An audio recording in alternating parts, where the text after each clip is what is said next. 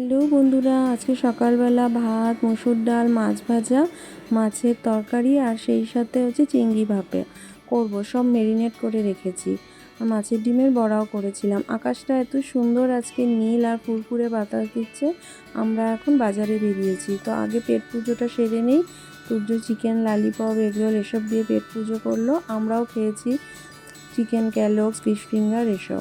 এখন আমরা বাজারের দিকে যাচ্ছি আর খুব সুন্দর এখন হাওয়া দিচ্ছে। পয়লা বৈশাখ চলে এসেছে, ওয়েদারটাও বেশ সুন্দর আজকে। আর পয়লা বৈশাখের আগে কিছু সুতির পোশাক না কিনলে যেন মনটা ভালো লাগে না। তো গ্রসারি শপিংটা আগে সেরে নিলাম। আর এখন যাব একটু পুজোর জন্য, দেখি কটন বেসের কিছু জিনিস নেবার। তারপরে আমাদের এখন শপিং অলমোস্ট কমপ্লিট। পুজো তো ওদিকে একা একা চয়েস করেই যাচ্ছে।